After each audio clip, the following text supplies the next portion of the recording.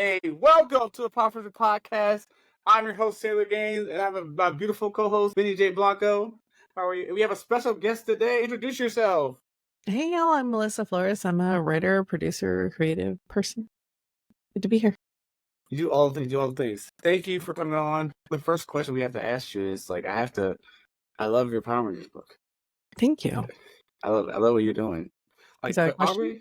Well, I'm. well, I just want to tell you, I'm obsessed. Power Rangers comics have not missed, with any artist or anybody or writer, anybody has not missed ever. Thank you. And No, I thank you. really appreciate it. It was tough following those guys because Kyle and Ryan and Matt and Marguerite are all incredible. So I've been very grateful and thankful that the fans kind of trusted me to take those on because the quality has been amazing. And so I'm so glad that everybody's like, no, Melissa's run sucks. Can't wait for this deal. Oh no! Jesus, stop it. You're gonna have haters. Listen, Power Rangers don't miss, okay? I'm just saying. Thank you. I've been having fun. I want them to adapt you guys' stuff so bad, and it's serious. Do it, please. We don't ask for much here. Yeah, but we asked for them to get their credits because a lot of these people don't get their credits today. Yeah, that too. Yeah, don't be a villain. Please don't be a villain. Certain things. Please don't be a villain. You borrow things, please. Don't. But first question. What color Power Ranger would you be? I've thought about this, and I feel like it probably, as much as I'd like to say blue, it'd probably be yellow. Knowing me. Okay.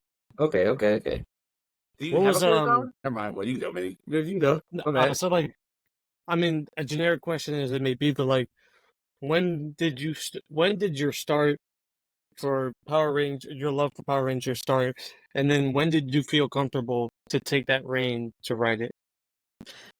So I didn't grow up with Power Rangers because I was just a little too old. That was right when Saved by the Bell was going on and everything, and that was kind of my thing. I loved those things. It was just I was a girl. But then I always was aware of them and I thought they were kind of cool and kind of fun, but I was just a little too old for them. And then when I started working at Saban Brands, I became a coordinator, worked my way up to director. And the first thing they were like, we had just bought Power Rangers from Disney. And they were bringing it back with Power Rangers Samurai. And one of the first things I had to do was create a Power Rangers Bible and edit it together from all these assets. And so I had the amazing help of a couple of people that had worked on the show before.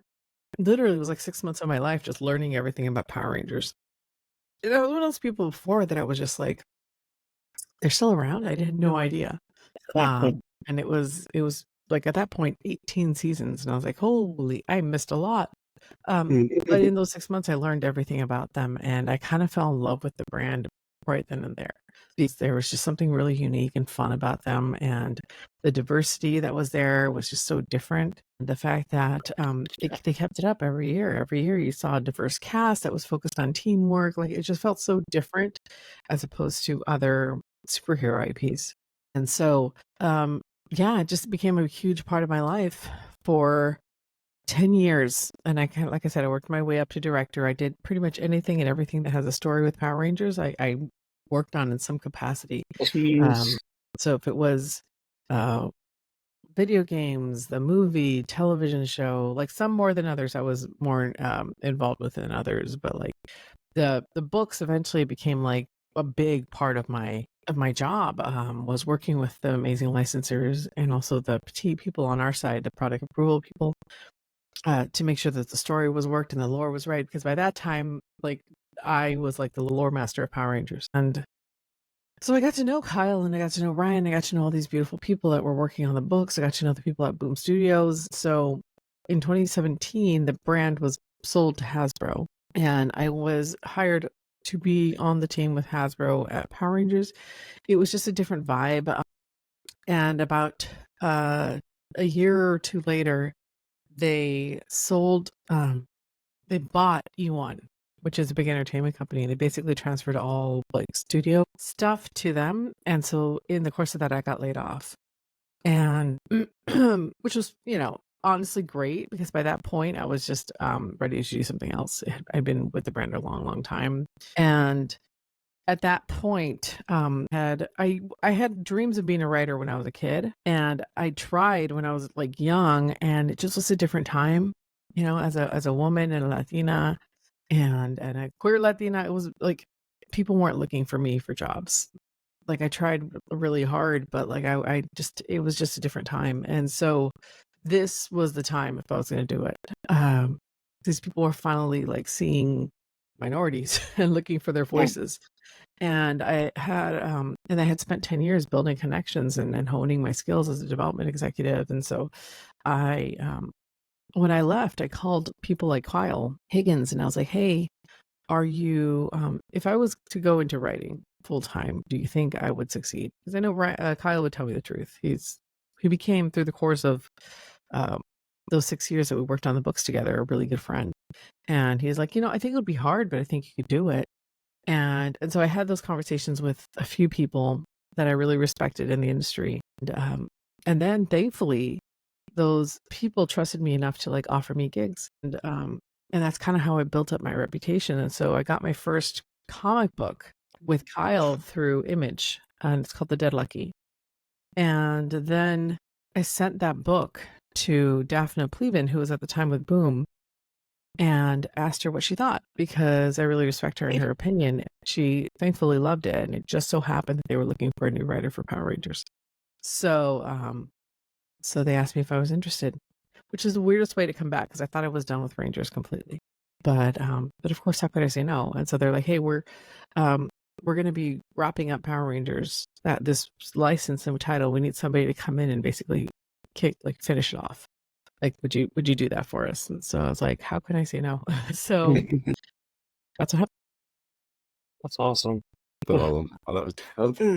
Hey there. I know it's ending. I'm really sad, but I hope. Yeah, but Power Rangers always does. Oh, we'll always come back. Of course, they're never gonna be done. It's not like Boom doesn't have other stuff in the works. So yeah, I hope. Now, do you know like any future channels you're gonna be a part of, or that's something that only you and the studio knows?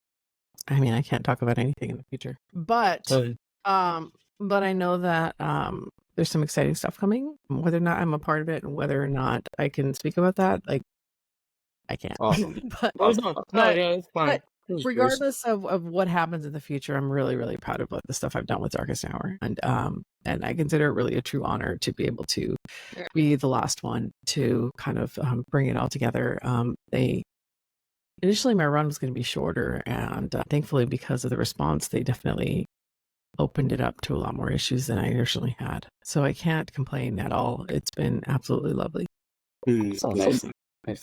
So from a writer's view, have you written a book? Like, you written books, you written comics? Like, what's prose? Not professionally. I just haven't had time. Okay.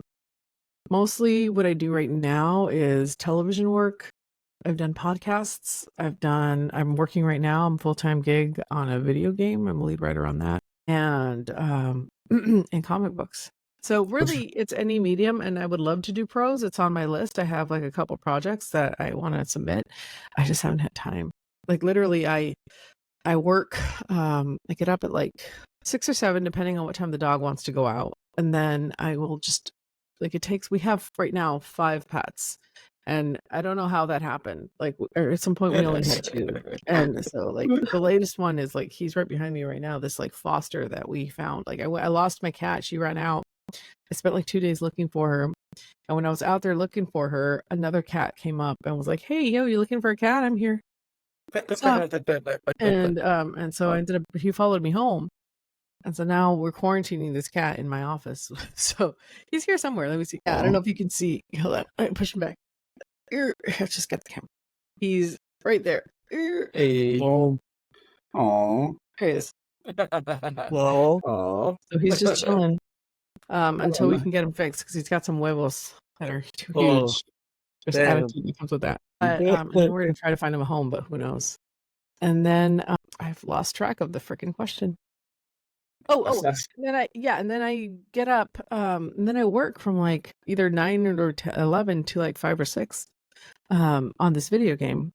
And then I'll usually like take a break, spend time with my girlfriend, like spend time with the pets. And then like around 8 or 9, I'll sit back down again for what I call the night shift. And that's all the comic stuff. And And so there's really like I owe my poor manager a revised script of a script that was going out to all these studios at the beginning of the year, and I haven't had a chance to look at it. I feel terrible. So it's on my list, but I don't know when I'm going to have time to sit there and actually write a novel. Okay. Whoa. Okay. Well, which one do you like the most? Like right now, do you like writing like video games, comics? They're all so different. It's really hard to say. Ah, I always okay. find something to love about every medium. Mm. Obviously, my love right now for comics runs deep because I've just fallen in love with the genre. I love what I'm doing. I love being able to tackle all these different characters and move on to different projects. Doing that, I love being able to see things and have them complete and move on to the next project. With television, it takes some time to get those done. Mm. And video games takes a lot longer. And sometimes, you never even see it. The project never, like I did a project that I worked really hard on that like never came out. So that's what I love about comic books is that usually when I'm on them, I know I'm going to see them. I'm going to hold them in my hands. It's a thing that I'm going to be able to produce. When somebody says, "What have you done?" I'm like, "Here, I did that." So that's been really cool. Plus, there's just like being able to work with those different artists and seeing what they do. Like I'm always surprised when I write a panel and then the way they draw it, how it's never what I think. It's always better. So sorry, I keep yawning. I promise. You just got out of that. So it changes every time. It depends on the story. Right now, I had a lot of fun with Billy. He's got a really fun story going on right now. Ranger Slayer has been very cool. Even Kendall, like I've always loved Dr. Morgan or Miss Morgan from Dino Charge. So to be able to bring her in on the story and have her be like on the team of Brainiacs with like Billy and Phantom Ranger has been really fun. And I have friendships with a lot of like Rangers actors. And if I really love their characters, I try to bring them into the series. So I got to do that with Taylor, who was Wild Force Yellow. She's in the series. And it's been fun just to like have her. She's basically like the leading the civilian troops, and so it's been fun to just play with the different characters and kind of mix things up a little bit. You said you wrote the Bible for the Power Rangers. Bible. I like wrote / edited, so it wasn't like I sat there and like put through it all together on my own, out of my own little head. Like they came. It was a bunch of synopses, and I'm sure it's rife with errors, I'm sure, because at the time I didn't know anything, and I had to basically just like put it all together, like learn 18 seasons of Power Rangers all at once. Yeah, that's like, how? Yeah. How is and I worked with like Jackie Marchand and Amit Bana. Like I think we worked with them to look it over and help us. But I'm sure looking at it, I've got so many things wrong because at the time I didn't know better. But it was a thing we kept up for every year we were there. We worked really hard on those. That's awesome. Where can I buy it? Can I buy one? It was just purely internal. It was for licensing. It was so like if you have people that will license the series or license the Power Rangers brand and they don't know anything about it, just like me. And so the Bible was for them. It was to be like, here's every season, here's what it's about, here's what the cast members are, here's what the episodes are about, here what the Megazords look like all that stuff. And some had more information than others. Like here's the villains, and so we no, I didn't write everything. I think sometimes some of the stuff we even like we would look at Wikipedia, and I tried very hard not to like just copy and paste what they did. They knew way more than I did. So if you want to look for who has the most reference when it comes to that stuff, always like the fan community knows way more than I did, especially at that point. Way more.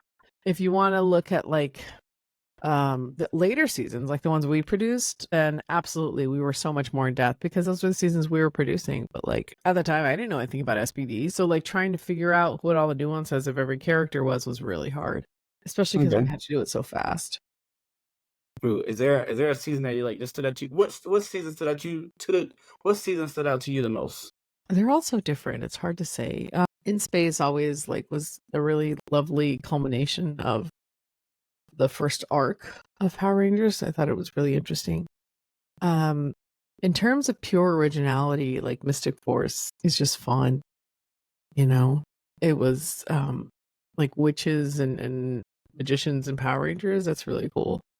I've always loved that about Rita, and you see me like lean into the magic aspect a lot when I work with her. RPM was really like interesting and dystopian, and I really loved like everything. I don't know. I'm a weenie. Everything about every season is hard because I like when you do what I did, you have to love everything about it. Like you have to live and breathe the brand. Otherwise, it's not authentic. You know, and I do that with everything. If they tell me to take on a project, I will find a reason to love it, and then I'll become obsessed with it.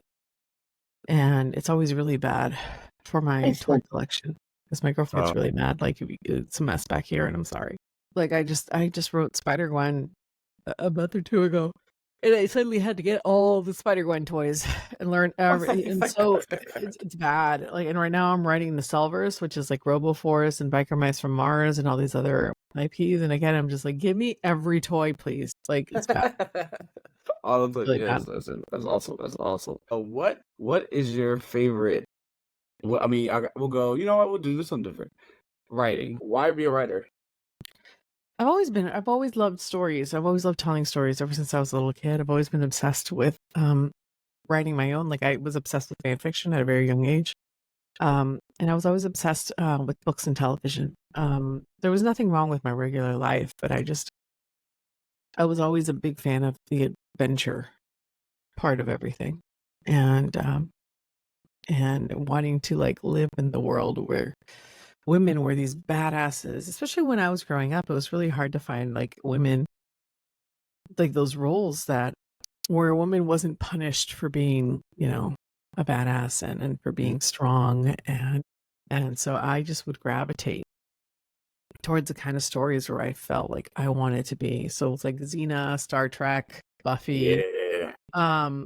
I was just obsessed with those kind of things. I just wanted to live in those worlds. And so even in books, like I would read so many books, Pride and Prejudice and like the Black Cauldron and all these different like books from different times and different places. And I don't know, I just I always lived in my head a little bit. And so I always had a very creative brain.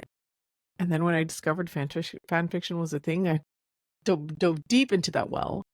And actually it was great because that's how I learned how to write and what to do. Because if you actually look at people that write fan fiction, some of those people are better than any like published author you see. Like, it's so good. I'm like, damn. Damn. Yeah, it's Okay. amazing. Like some of those, like some of it's bad, like some of it's terrible, but Yeah. some of it is so good. You know, and you see like people have taken a lot of fan fiction, turned it into like actual series or actual books, and it's really amazing. But that's kind of how I got my start. And then I lived in LA. I really wanted to try and make it work in Hollywood. I didn't have a lot of connections, so I kind of had to work my way up the long way. But thankfully I did it, and I'm so very grateful for that. It's been really fun. It's been everything I thought it would be. So awesome. That's awesome. Awesome.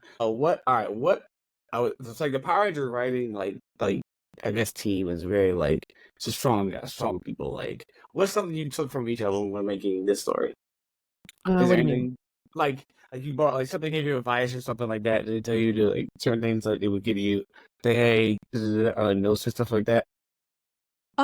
You know, by that time I was really lucky. When I was the licensing side of Power Rangers, when I was working as the lore master or whatever, I gave a lot more notes than I get.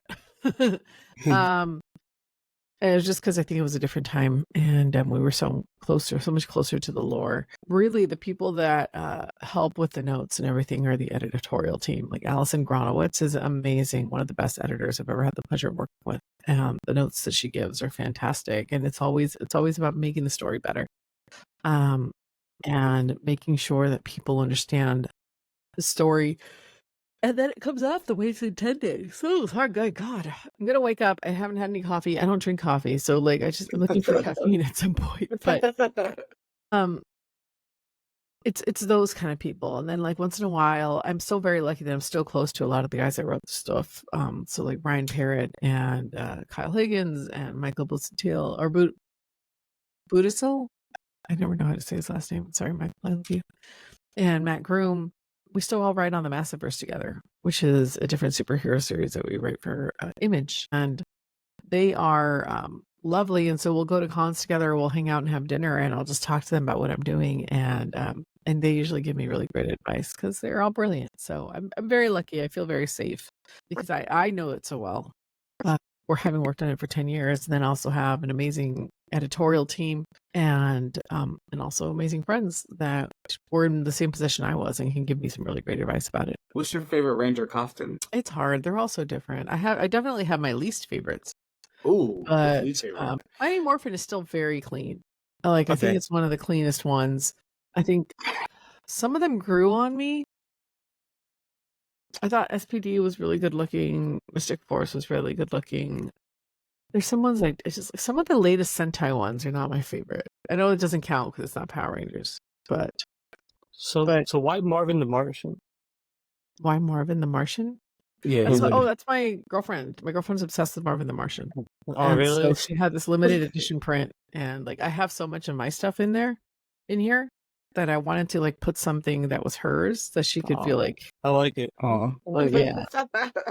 She loves Marvin the Martian. It's just why you don't see that old Looney Tune posters and stuff.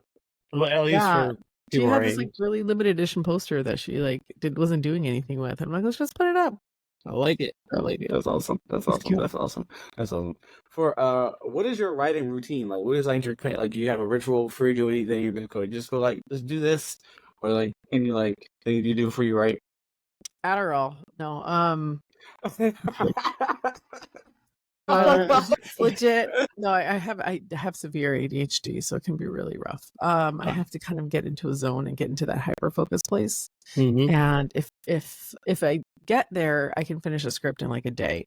If I don't, I'm sometimes I can be a week late. My poor editor's are ready to kill me. So it really just depends. I definitely have playlists. Music always helps.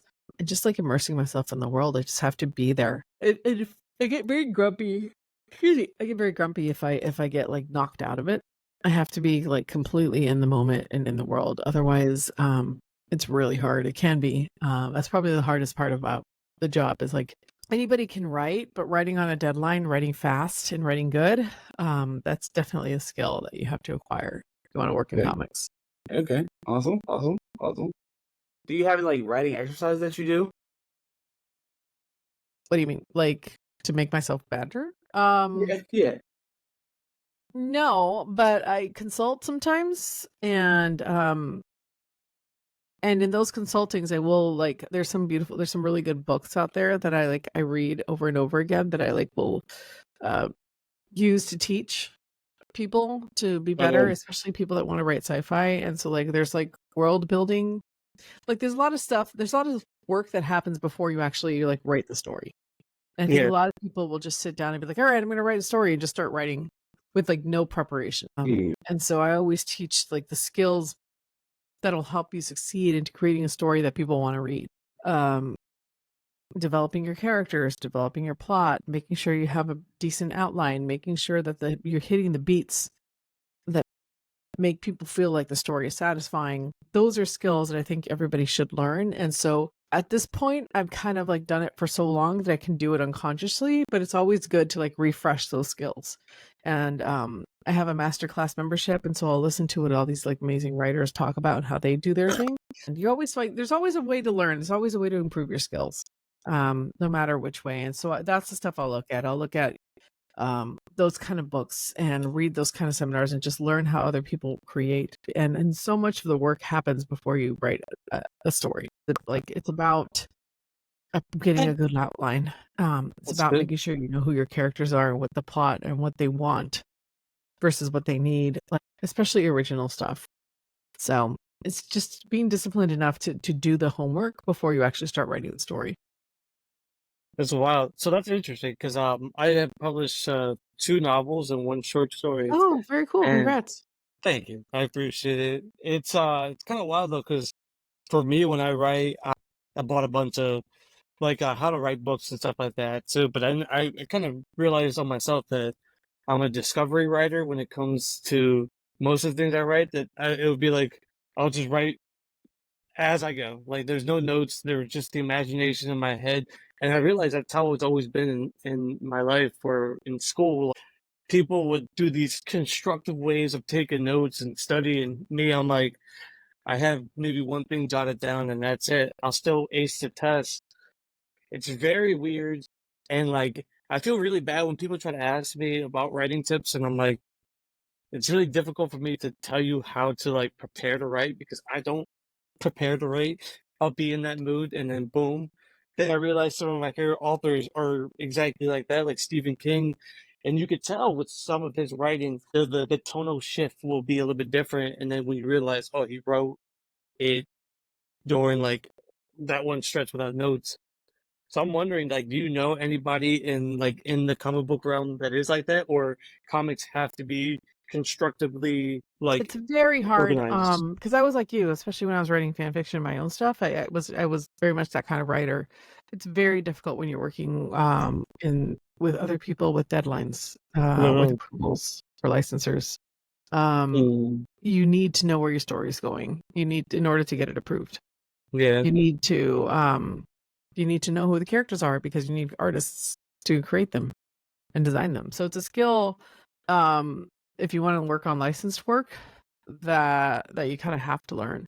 And I find that it did make me a better writer, because even though I write really great stuff, and like I'm sure your books are great, and I'm not saying anything about how you write, but when I started learning the thing, you still leave enough room for those changes, right? You Hmm. still leave enough room for being like, oh wait, this isn't the way I wanted it to go. Like I just was writing Biker Mice from Mars, issue 2, and it took me so long because I had the outline and I was just writing it based on the outline, and I freaking hated it. I hated it. Well, you I was like, this is the worst. And I started it over and over again. I was like 4 or 5 days late on this because I just could not. Like, I just was like, I could not. I wasn't feeling it. And then I ended up being like, you know what? I'm just gonna change these 3 things. And once I did that, like it just, this integrity of the piece was still in place. I didn't break anything, but changing the way I did things and not staying completely true to my outline really allowed me to finish that script. You have to you have those outlines because people need to know where your story is going. Like the amount of like work that I've been doing with this video game has been all backstory at this point, because people need to know all those little details, because you have people putting, hundreds of thousands, millions of dollars in a project. They need to be able to know exactly where it's going. The artists need to know what to design. The people need to know like what approvals they need to give, that sort of thing. And so because it's part of a team, there needs to be like that kind of outline. But like when you always should write, which is really a point, you should write in a way that allows your characters to change if the outline doesn't serve the story you're writing. Hmm. Does that make sense? Yeah, that definitely does. Yeah, and I'm trying to be better at that because a lot of my books are like I will say like shared universe, and it's not a disservice at the current stories that I'd be writing. It's just like little references of little like characters, songs, and stuff that from other books. But there is like a central story, a book series that puts everything together in a sense. And I definitely know that I need like an outline for that because it's a series. A one and done book, it's easy for me. But like Yeah. having everything connected, like that's definitely what would you recommend I look into like a masterclass or some type of like tutorial video to like start getting better at doing outlines? Is there Just anything you doing them. recommend? Just doing them? Just doing them. Yeah. That's really all you can do. Like there's checklists, there's definitely different formulas you can use. Like some people will provide forms, like but I hate those. Like I really hate those. They're the hardest things in the world for me. Like a lot of, like, to your thing, a lot of what I do is instinctive, like I've developed skills over the years. But they're definitely, if you go out there and you just like, like look up world building or look up, develop, there's 1,000 different books. They'll have 1,000 different ways. You just have to find their way that works for you.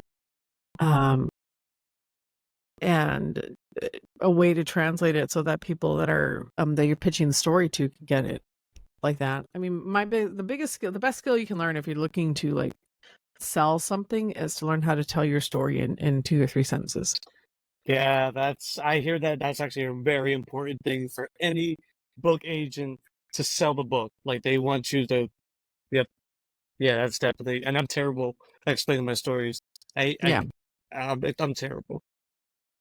And Yeah, you have to.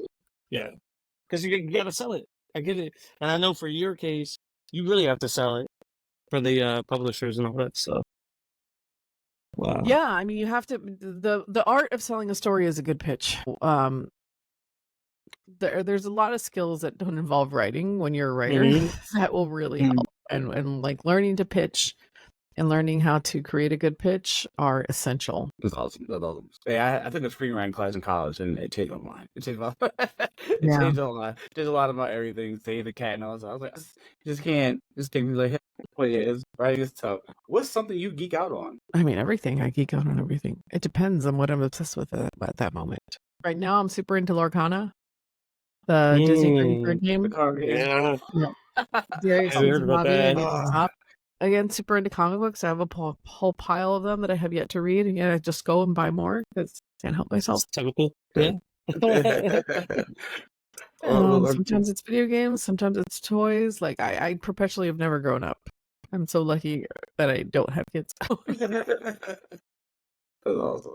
Yeah, Lorcana's. I'm waiting for Tarzan. That's my favorite. I want Tarzan's my jam. I'm waiting for that. But it looks like a fun game. Do you play a lot, or no? Do you just collect? Lorcana or overall? Oh, Lorcana. I don't have anybody to play with. Nobody plays with me. So I literally like sit here. I've got my pile of cards that I have like sorted out to build decks with. Like I've got like all of them. And nobody will play with me. Oh,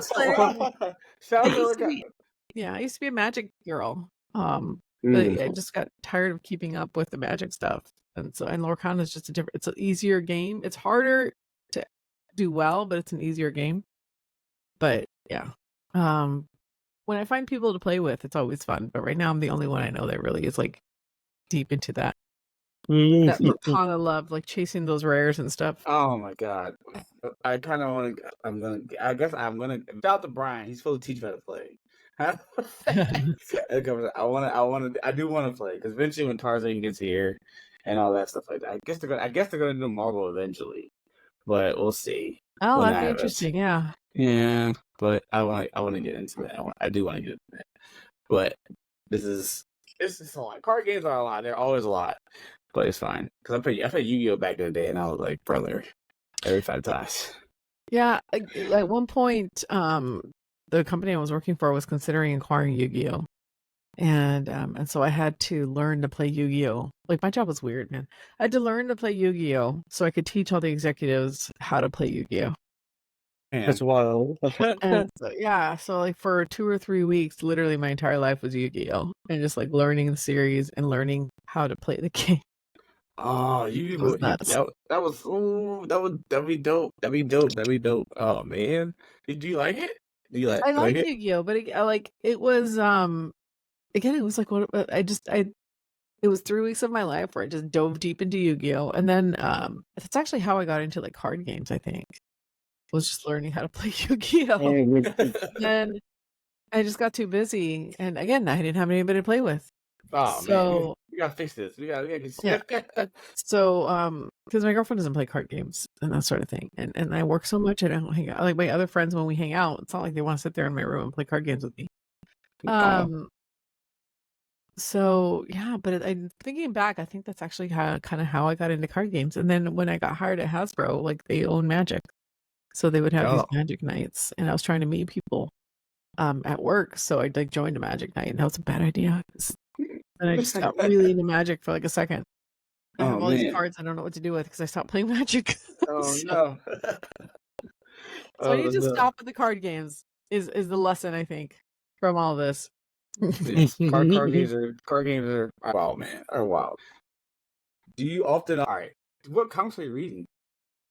Which one? Which comics am I reading? What comics are you reading? I tend to like read whatever I think was cool. What did I pick up? Let's see, right now I have. Oh, that's good. That was Space Ghost was good. Space Ghost was good. I'm like deep into the Spider-Mans right now, so yeah. Okay. You got some. Okay. You got some heat. You got some heat. Okay. You got some heat. Spider-Man was crazy. Chancellor is amazing. I've been super into the monsters stuff that they're doing. Oh, yeah. I love the Okay. Dracula thing. James Tinian, anything he writes, I'm really No. into. Forgot I was Dracula, but they just did the creature from the Black Lagoon. Yeah.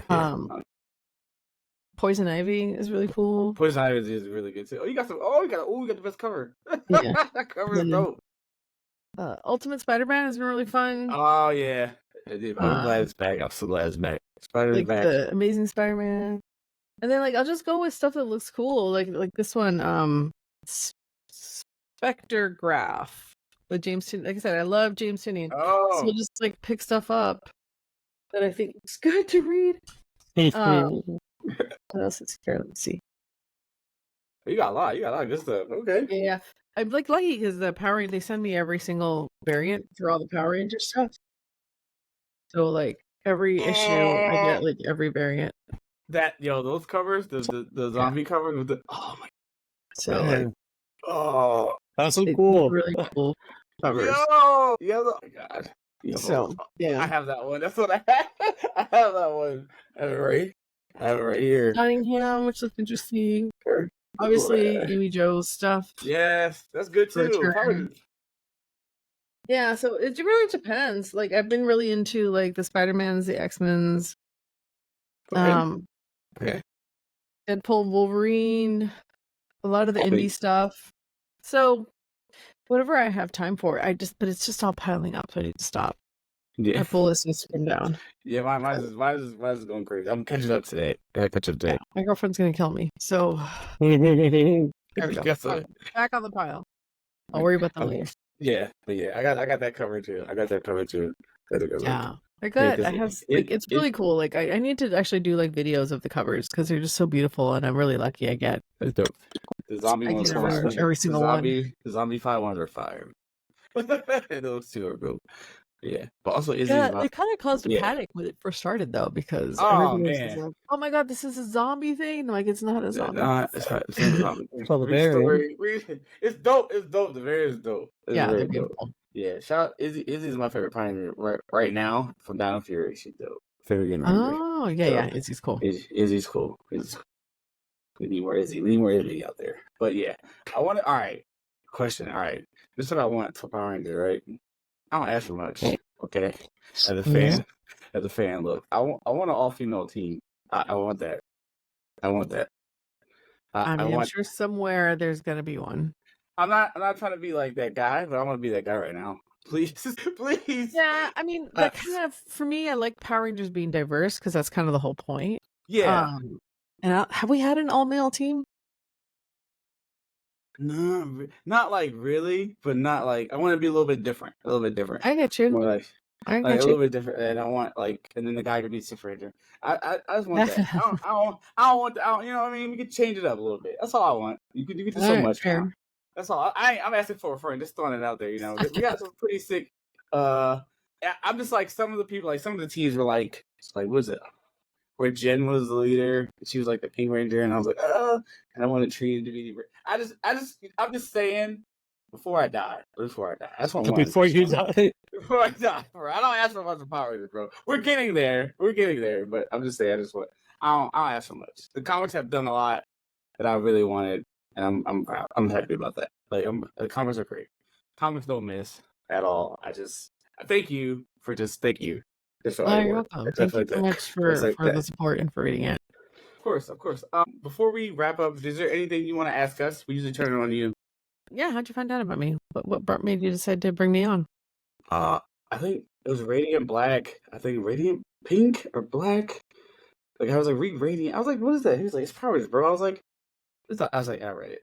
It was good. And then I read Power Rangers, and I was like, yo, this is dope. And then it was over. It was a wrap. You had me. Ooh. Yeah, it's okay. I'm forever your fan.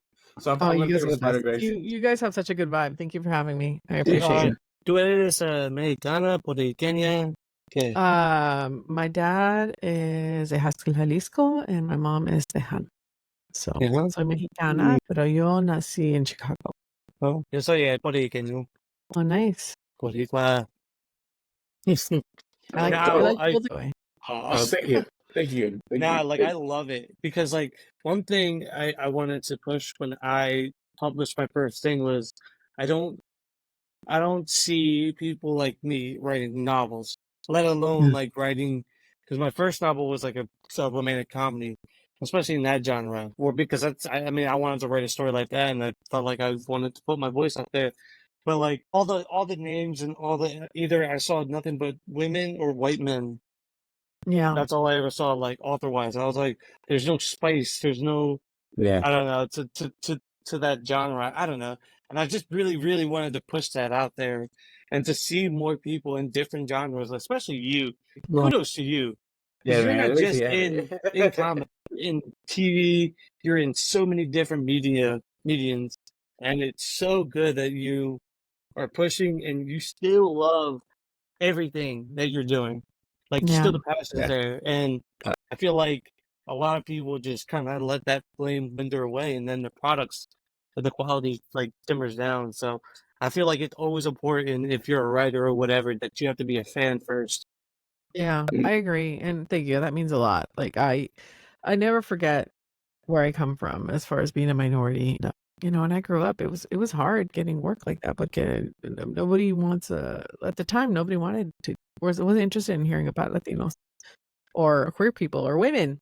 And I was just like a trifecta of All the otherness. was dislike groups. Huh? Yeah, and I grew up in South Central LA, you know, and I went to USC on a scholarship. Like um I saw other people have different opportunities around me and different connections that I would never have. Like I had to start from scratch. And so I'm always really conscious of that. I'm always very conscious of the privilege that I have to represent. And I never want to forget that because I think there's so many people that like me just desperate to be seen and represented. And even, you know, the Latino community is just so diverse. And just to say, oh, we've got a Latina on the team. It's like, well, okay, but there's so many, like, we're all, you know, Mexican, Puerto Ricanos, Cubanos, Colombian, Guatemala. Like, there's so many different people with so many different cultures. Like, you know, and then people will say, like, oh, you're from Spain. It's not the same. It's like, no, it's not the same. You know, there's Asian people in Mexico that grow up. You know, there's so many different cultures and different things, and it's just such an interesting world. And I think as long as you start the story from a place that everybody understands, it's really easy for people to understand that race doesn't matter. Like culture matters. You can bring the story that, like, The Dead Lucky is one of those examples where I really worked on incorporating Latino culture into the story, but that's not all it is. Because it's not all we are. And so I worked. I'm never going to forget that. And my girlfriend's Chinese too, so I really want to always remember that, because there's nothing wrong with a white male protagonist, but other people should be able to see themselves represented as well. Yeah. And it's also like how the character is represented. My personal opinion is I love Superman. And Superman, at least like to my favorite writers that wrote him, like Peter J. Tomasi and stuff like that, I'm like, they wrote him as just a good father and a good human. And like his, you know, he's the ultimate immigrant. I mean, he came from space, and I love that we get reminded of that, because I'm like, Superman is not just this strong, chiseled, blue-eyed white male. I'm like, no, he's the embodiment of what America should have been, should be. Like open embrace. His parents, two white people from the middle of nowhere, raised him. And you got motherfuckers out here complaining about the dumbest shit ever. And I'm like, we're like, do you forget Ellis Island? Like, give us your rich or poor. You're like, come on. Like, this is everything. This, we should embrace the culture and not wash it away. It's annoying, but you know, I love how the fact that we have the internet and we can spread all this. And It's amazing. The tools that to get your content out there so much better ever in any time period. I wouldn't want to change it for the world, personally. I agree, and I'm glad that we're going into a different world where people want to hear those different stories and are more open. You know, the people are always going to complain. They complain every decade of my life, but thankfully that's not the majority. That's just a very loud minority. Mm-hmm. Yeah. All right. One more question. All right. What color Rangers will we be? Would you guys be? Yeah. After I mean, interview, wait. I don't feel like this is a fair question because based on the shirt you're wearing, I feel like that's very leading. I feel mean, sometimes in SPD you can just change it. You can change, But I'm just saying. I know you're like the Power Ranger lore, so All we're here to. right, Benny. I think Benny would be white. Whoa. Okay. You're hard, man. It's hard because you're wearing the red, so I feel like you're just leading me there. Let's say red, or for you, green, because those guys are fun and quirky. Okay. Still a little badass, Yeah. Okay. Cool. Red and green. Okay, I see that. Okay. Cool. Thank you for coming on. What do you have going on? Sleep. No. I'm working on stuff I can't really talk about, but I've got a lot of fun projects that are coming up. In the meantime, Dead Lucky Volume 2 is coming out. We did a 12-issue run. Really proud of that book. So if you like superheroes and you like representation, definitely check it out.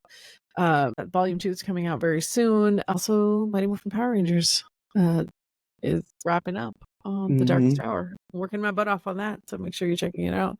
And I'm also working with the Nostalverse, which is an amazing IP full of different toys, including Biker Mice from Mars, RoboForce, Sectaurs, Power Lords, etc. So those books are also out from Oni Press, so check those out. Dope. Benny, where can they find you? You can find me on Instagram at Benny J Blanco and on X, the Benny J Blanco. What about you, Sailor? You can find me Sailor Games at everywhere, TikTok, YouTube, at their mom house. I'm everywhere. I just want to hang out with you guys, and thank you for coming on. This has been a dream. This is dope. Oh no, thanks for having me, guys. You guys are super cool. You're just so happy. I can't wait. I know Power Rangers ending. I'm so excited. It's really good. I love it so much. Thank you for making it awesome, and just writing it. Just for you doing it. You make my day. You make my Wednesday. Thank you. Whatever I read. But thank you. What's the best way they can find you? You can find me on X or Instagram at Misty_Flores. Got you. I'm not very active right now because I'm so tired all the time. So it's okay. We give advice for the day. Do you have any advice for the day? Like if somebody owe you money or whatever, in a statement or whatever, that's what do you have to say to the people today? Advice. Don't give up. I've had a lot of no's in my life, and for every no for every yes you get, you're gonna get like 100 no's. That doesn't mean that that you're destined for failure. And failure is how you get better. So just learn from every no, unless that person's an idiot, in which case you don't have to learn from them at all. But especially as minorities, we get used to being told no a lot. So I think just remember, we deserve to be where we are. We deserve success, and we deserve to be represented. So never stop fighting for that, because eventually people will listen to you. You just have to find that one person that will open the door, and they exist. It just takes some time. Bars. Bars. Thank you so much. It was great. Thank you. Of course, thanks, guys. Appreciate it. Like, share, all that stuff. Hit the button. Yeah, boom. Do that. We love you guys. Have a good day. Drink your water. Bye. Bye.